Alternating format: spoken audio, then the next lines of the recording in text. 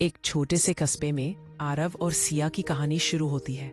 आरव एक शांत और गंभीर स्वभाव का लड़का था, जिसे किताबें पढ़ना और कविताएं लिखना पसंद था।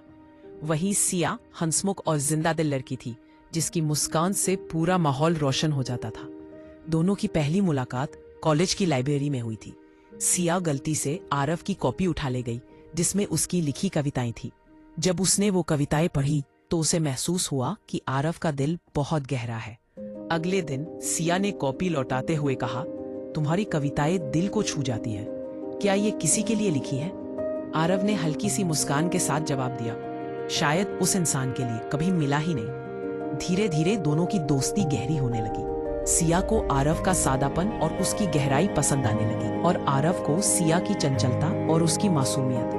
वे दोनों घंटों साथ बैठकर बातें करते, सपने बुनते और कभी कभी खामोशी में ही सब कह जाते। समय बीतता गया और दोनों ने महसूस किया कि वे एक दूसरे के बिना अधूरे हैं। पर जिंदगी हमेशा आसान नहीं होती। सिया के परिवार वालों ने उसकी शादी किसी और से तय कर दी। जब उसे यह खबर मिली तो उसका दिल टूट गया। उसने आरव से मिलने की ठानी। बारिश की उस रात दोनों पुराने पीपल के पेड़ के नीचे मिले। सिया की आंखों से आंसू बह रहे थे।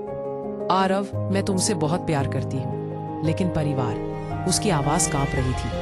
आरव ने उसके आंसू पोंछते हुए कहा, वो जाओ, मैं तुम्हें रोकूंगा नहीं, क्योंकि प्यार का मतलब सिर्फ पाना नहीं होता, बल्कि तुम्हारी खुशी देखना भी होता है। सिया ने उसे कसकर गले लगाया और कहा, एक दिन चाहे कितने भी साल लग जाए, मैं फिर लौटकर तुम्हारे पास आऊंगा। साल बीतते गए। आरव अपने शब्दों और कविताओं में खो गया, पर उसके दिल में सिया की जगह हमेशा बनी रही। और एक दिन जब उसकी किताब का विमोचन था, भीड़ में उसने एक जानी पहचानी मुस्कान देखी। वो सिया थी। उसने सब छोड़कर सबका सामना करके आखिरकार अपने दिल की सुनी। मैं लौट आई हूं आरव, हमेशा के लिए। आरव की आंखों से आंसू बह निकले।